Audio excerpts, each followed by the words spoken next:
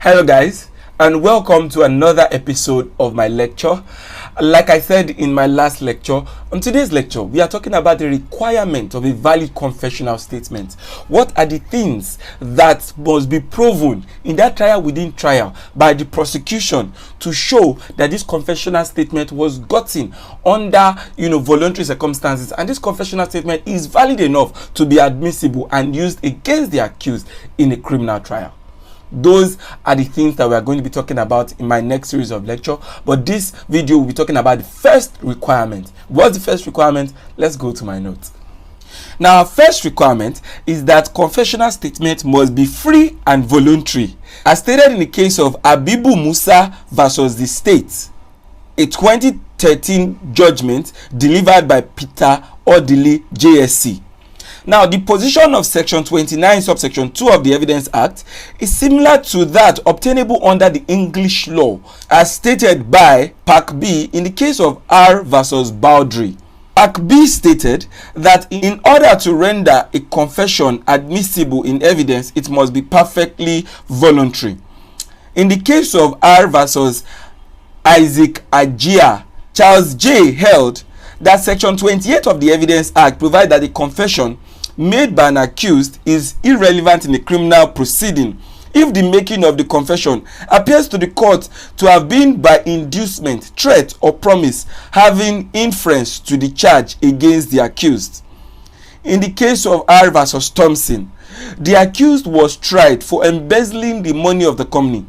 On being charged with the crime by the chairman of the company, he said, "Yes, I took the money," and afterwards made a list of the sum embezzled, and with the assistance of his brother he paid back the sum of the money to the company. Note that when they said that it was charged, it doesn't mean that it was charged by the court or by prosecution. It was asked about the crime basically.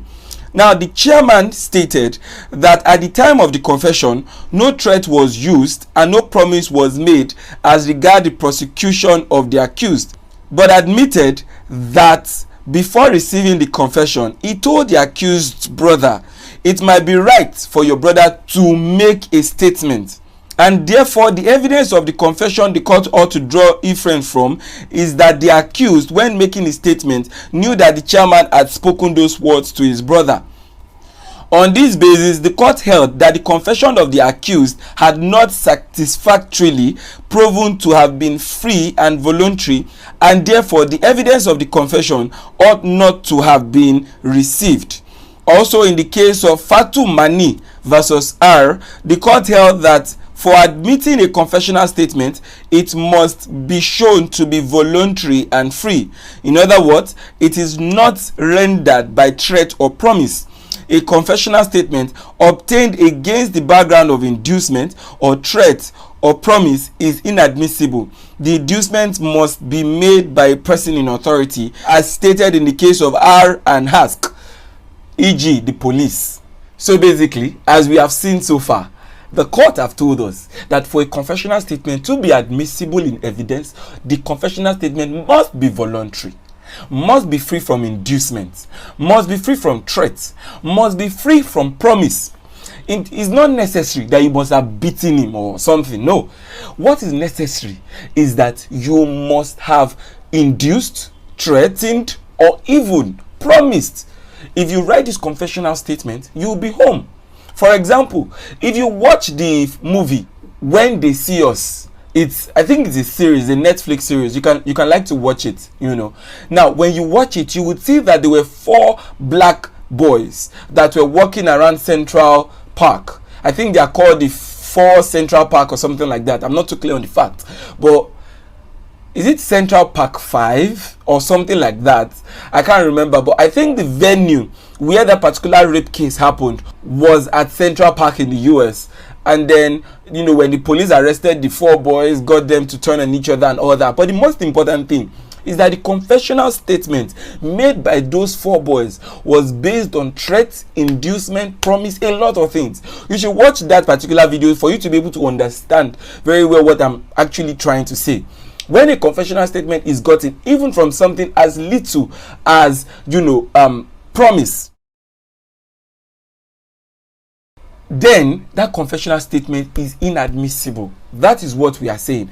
Promise something like, oh, if you write the confessional statement, I'll make sure you go home this night and everything is dropped. If you do this, I'll make sure you do this. You understand? Something that would want to induce the accused to want to write the confessional statement. That is the promise that is being spoken about, and when that is done, then that confessional statement is inadmissible. As we can see in the case of Thompson, where you have somebody say that it will be good for your brother to make a statement. That kind of sounds like a threat. Do you understand? Although it is not necessarily like an harmless threat, but then because there was a kind of threat hanging over the making of that statement was said not to be admissible. Do you understand that? So we are also talking about threats. Now, we are going to talk about threats more in other videos, because threats, oppression, inducement, and all those things play a factor, play a role when you are talking about, a confessional statement being admissible. We are going to talk about threats and oppression in my later videos, but this particular one, we are talking about the fact that it must be voluntary. Note that there are about 4 cases: R versus FATUMANI, R versus Thompson, R versus BALDRY, HABIBU MUSA versus the states. Those are the cases that you quote in your exam or when you are arguing in a mock trial against a confessional statement. Do you understand? In my next lecture, I'm going to discuss, this requirement number 2, when a confessional statement is to be admitted in evidence in a trial within trial. I will see you in my next lecture.